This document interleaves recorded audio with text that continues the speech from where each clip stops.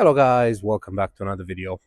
Today I've got for this absolutely beautiful Ford Grand C-Max, and as always I'm going to do a quick walk around just so you can see the condition of the car, and then we're going to jump inside and I'm going to show you all the interior features and gizmos and gadgets and everything that this car comes with.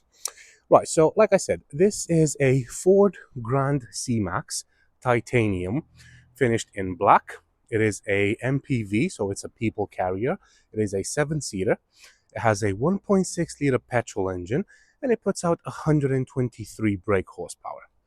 It was first registered on the 4th of October 2011, and at the moment it's got a valid MOT until the 4th of December 2025, but it will come with 12 months MOT as well. The road tax is £265, which is not bad considering that this is pretty much like a bus. It's obviously, like I said, it's a 7-seater, so yeah, you would expect to pay a little bit more in road tax. However, what you're spending more on road tax, you're definitely saving on insurance, because the insurance is only 14E, the group, and that is very low on the insurance bracket, which basically means it's not going to break the bank to insure this thing. In terms of CO2 output, it puts out 159 grams per kilometer. And the fuel economy, according to the manufacturer's figures, you should get 31 miles per gallon around town, 49 miles per gallon on a motorway run, with a combined fuel economy of 40 miles per gallon. It's got a top speed of 115 miles per hour and a 0 to 60 time of 12.3 seconds. It also comes with full service history. The car's just been serviced. It will obviously come with 12 months MOT, like I said. It has only 2 previous owners. I think I might have just said that. And it will come with 3 months warranty as well. Now, in terms of the looks and everything, the car looks absolutely fantastic. There was one small little imperfection, if I can say that. I might as well just show you right now. So it's right here at the front bumper. Must have had like a little bump or something. Somebody touched it up with some paint, but you can't really tell that it's there. The car is HPI clear, so it's never been involved in any accidents. It's never been written off or anything. Somebody must have bumped a bollard or something with that. Just cracked a little plastic at the front, but that's literally it. No other issues that I can think of. Actually, let me just quickly pop the bonnet and I'll show you how the engine looks like.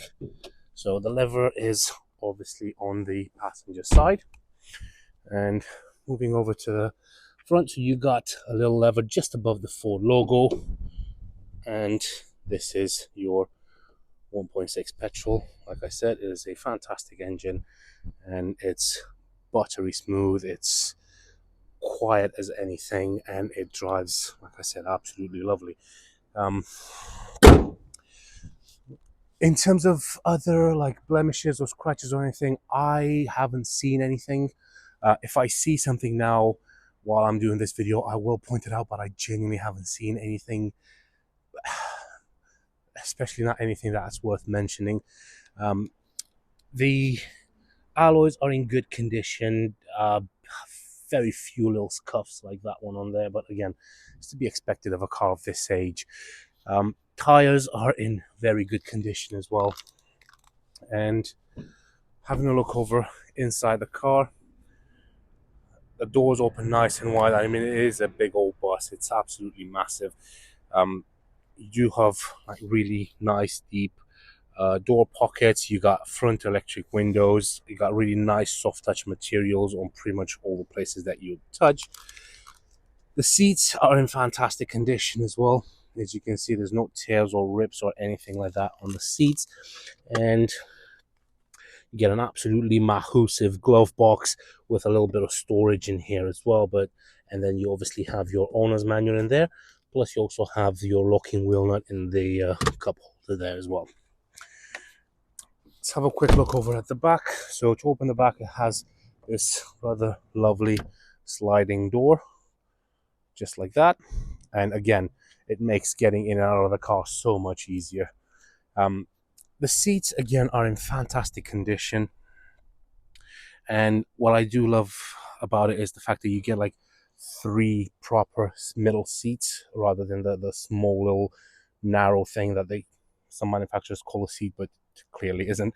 But yeah, you do get like 3 proper seats, and you do have isofix points on the 2 outer seats as well. So on this one and on that one over there, you get the isofix points. You also have these nice folding trays on the back, and they are quite sturdy, as you can see, so kids can put their snacks, iPads, phones, drinks over there. So again, they are very nice. You get 2 air vents in the back, plus a 12-volt socket, which again is perfect for kids to keep all their devices nice and charged. And then to access the rear seats, you got this little lever here. Just pull on this, the seat will fold forward a bit, and then you can just push it like that, and you get access to the rear seats. Again, the rear seats are in fantastic condition, as you can see. No, don't think there's been much wear on these. I don't think anybody has ever even sat in them. But the lovely thing is that you do also have cup holders for the rear passengers, so one here and one there. Plus you've got a little bit more storage underneath here, and there is also a 12-volt socket, which I'll show you when we get to the boot. Again, if you have more people in the back, they can keep their devices charged up as well. Right, to close the door, what you need to do, you can't really push it like this, just pull on the handle and then it will just close like that. The rear wheels, again, really good condition with the exception of a few little scuffs, but like I said, these are something that you would expect to see on a car of this age. You do get rear parking sensors, which is always a bonus, especially when you're trying to park such a humongous thing. The previous owner decided to leave a Banksy on the back of the car. I haven't removed it. I think it's funky. But obviously, if you want to take it off, you can easily peel that off. To open the boot, you've got a little button just underneath the number plate, and then you present the boot, which is absolutely massive as soon as you put the seats down. To put the seats down and to put them up, it's a doddle. It's so easy. You've got these little red pull tabs. Pull on this, fold the seat forward. Pull on this, fold the seat forward. Now, I've seen cars that require you to have a master's in engineering to be able to lift and lower the rear seats. These are so easy. Literally just use those red tabs to pull them up or lower them. It's absolutely great. And then underneath here, you also have all the tools that you need to change your tire. And here's the thing that it really baffles me, right? So I've seen 2-seater cars with massive boots, right? I've seen 4-seater cars with 4 doors and everything, massive boot, again, no spare tire, right? This thing manages to fit 7 seats in there, leave you that much space for a boot, basically, once these are up, and yet you still have a spare tire underneath there. How? Like, the math isn't mathing over here, because I mean, like, there's literally like 5 inches of boot space, and yet they've managed to fit a spare tire. Right, let's carry on before I get slightly annoyed. You got a 12-volt socket here. This is the one I was mentioning about. Like I said, you've got some storage in here, plus you got a cup holder there as well, and also these do actually fold back like that. They are magnetic, but that will just make the boot more like flat, basically. But what you do is when you lift the seat, that moves back like that. And obviously you don't want it in that position. Just lift it up and it will just magnetically attach to that bit there. Yeah, just like that. So that stays on magnetically, just like that. And then you've got access to that seat.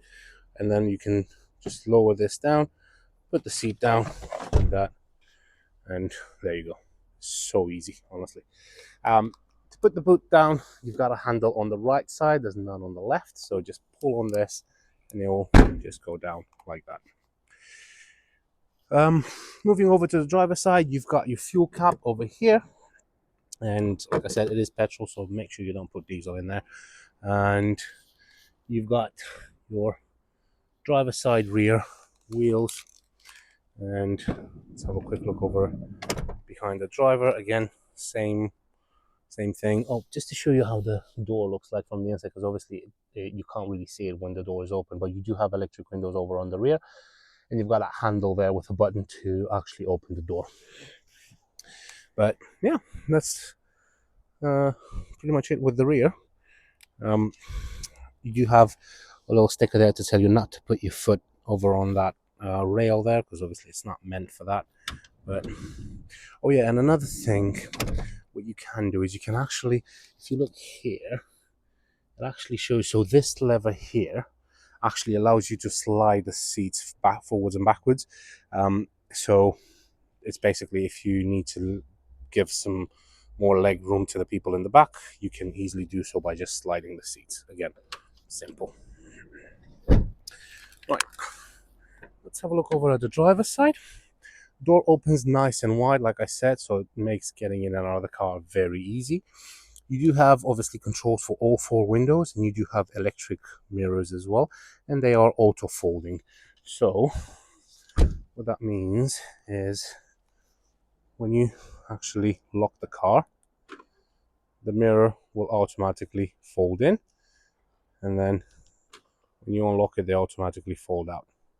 Simple. And I do love this when the mirrors fold in automatically, is because let's say you press the lock button, you start walking away, and then once you've taken 20 steps, if you're like me, you can't remember if you've locked it or not. So instead of pressing the button again, if you take a quick glimpse in the back, and if you see the mirrors folded in, then you know it's locked. So you can carry on with your day. And actually, let me just try something, because I'm pretty sure, obviously, I'm just going to leave the door slightly ajar. But if I'm going to try and lock it,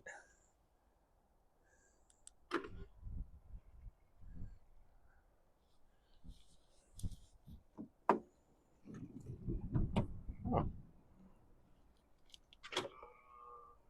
that'll be strange. Let me see if it's going to do that. So obviously, I'll leave this one unlocked. Ah, there we go. Right.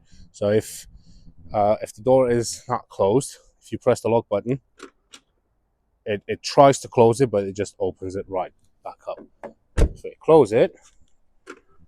There you go. Goes in. Right. Cool. Right. Let's have a look at the driver's seat first of all, because I haven't shown you this. Again, it's in fantastic condition considering the age and the mileage of the car. I mean, fair enough, the mileage is not that high, but it's still, it's 2011, so yeah, you'd expect to have a little bit more wear on the seat, but no, it's actually in fantastic condition. Right, over here you've got controls for your lights, and as you can see, you do have auto lights, so you can leave that on auto, and then the car will turn the lights on and off as and when it needs to, so you don't need to do anything. That one over there is to change the position of the headlamps, and that one over here is to change the intensity of the lights in the dashboard, plus your fog lights as well. Right. To start the car up, you don't need to take the key out of your pocket. The key can leave in your pocket. Put your foot on the clutch, press the power button. All the lights will come on as they should, and then all the lights will go off again as they should. Just turn the volume down. Right. In regards to the steering wheel, you got a nice big chunky steering wheel. It is leather wrapped as well, so it will stand the test of time. It will give you much better grip than the plastic and rubbery ones, and it will last a lot longer as well. As you can see, you do have a multifunction steering wheel, so you've got controls. This bit here controls that screen. This bit here controls that screen. You've got your speed limiter and cruise control over here. And then over here, you've got your media, your volume up and down, your answer and reject phone calls, and your voice assistant as well. Behind the steering wheel over on the left, you've got your indicators. And then over on the right, you've got your wipers, same as in any other car. And then over there, you've got your dashboard, which is very, very easy to read. It's a very simple layout. You've got your rev counter over on the left, fuel gauge over here, water temperature over there, and speedometer over on the right. And then at the top, you've got currently showing the current range, which is 59 miles with the existing fuel, plus the mileage, which is 84,346, which is very, very low mileage as well, especially for the year. You can navigate through different options by just pressing up and down, and it will just show you different options. Plus you can go back. You got trip computer information, settings, system check. Let's go system check. Driver door open. That's the only thing that's saying. Actually, I'll tell you what, let me close the door and do a system check again. Just make sure. There you go, all systems normal, so there's absolutely no issues with the car whatsoever. Let's go back to trip computer. I always love to leave it on the remaining fuel, purely because I don't understand much out of that. I mean, I don't know how much fuel that means in like real world driving, but that gives me a much better idea. So yeah, that's just me. I mean, everybody's different, I guess. Absolutely massive dashboard in front of you. It gives the impression that the car is a lot bigger than it actually is, and it is actually a big car, but it just gives you the impression that the dashboard just never ends. It just keeps going forward. One thing I want to see if I can show you in regards to the windscreen, but I don't think I can. I'm trying to. Basically, the windscreen is heated, so it has some elements, and usually it just focuses, but not all the time. Okay, you can't even see them, but it's got some very thin squiggly line. Oh, there you go. You can probably see them now. Or if it's gonna focus on my hand, which, there you go. You can probably see those little black squiggly lines in the windscreen like there. So those are heating elements. They heat up the windscreen and it demists and defreezes instantly. Which, well, obviously not instantly, but a lot quicker than like the conventional, like blowing hot air from the air vent over there. It works a lot better. It takes less than half the time that it takes of a normal car to do that stuff. So it is fantastic. I love that about Fords. Actually, let me just carry on down this way and then we're going to move up here. In there, you've got your main screen. Do you know what causes it? Did you? No idea, mate. So the radio works absolutely fine, no issues whatsoever. You do also have DAB radio on this as well, and you've got all the controls for the radio over here. You got CD, radio, aux, phone, traffic announcement, mute, clock, info, sound, display, menu. That's your volume, and that is to navigate through the menu. So let's say if you go into menu. If you press the menu button, it brings up everything, and then you just navigate through with the arrows up and down. So yeah, that's simple. You got radio, aux, phone, menu. Let's just go back to radio, and then over there you can probably see you've got FM, DAB1, DAB2, and AM as well. So yeah, that's your main screen over there. Another thing you're going to get on that screen is if you put the car in reverse, you're going to get your, what it says, park pilot. It's basically your rear parking sensors kicking in, which they work absolutely fine. I'll show you once we get a chance to park the car up. Moving a little bit lower here, you've got your climate control. So this is to select the fan speed. Plus, you also have AC, and it's got a dual zone climate control. So you can actually have two separate temperatures. So right now it's set on dual. You can see you can change. If I change one temperature, it changes both. But if I press mono, I can actually change just one temperature. So let's say the driver has 24 degrees, the passenger has 20 degrees, which is great because you can have two separate temperatures in the cabin. Max front window defrost, that's to turn it off completely. Recirculate, that's to where you want the air to come out from. And then over here, you've got the heated windscreen, like I was telling you, and this is the rear window defrost as well. 5-speed manual gearbox, it goes through all the gears flawlessly. There's absolutely no crunches or issues or anything like that getting it through the gears.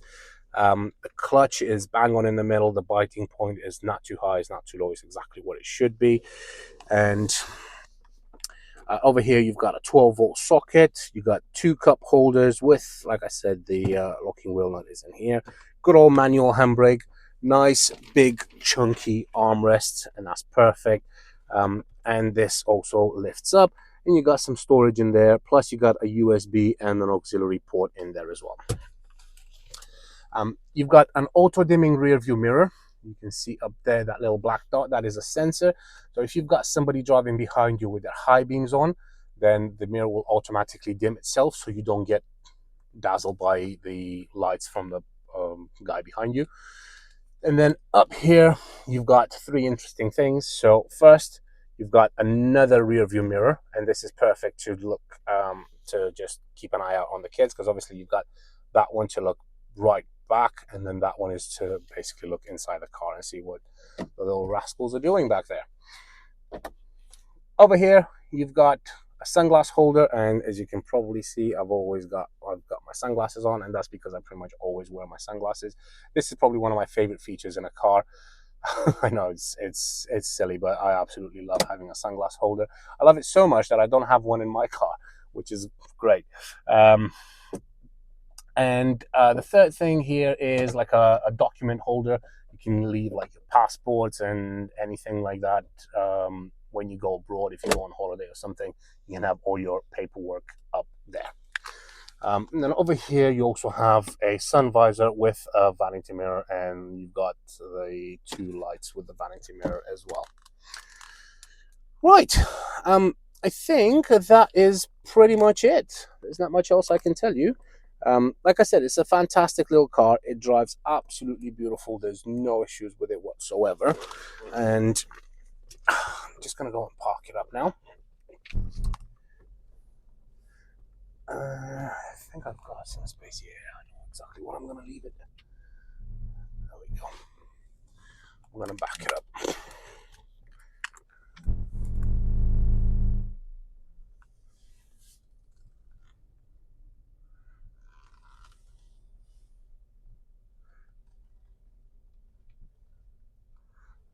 Here we go.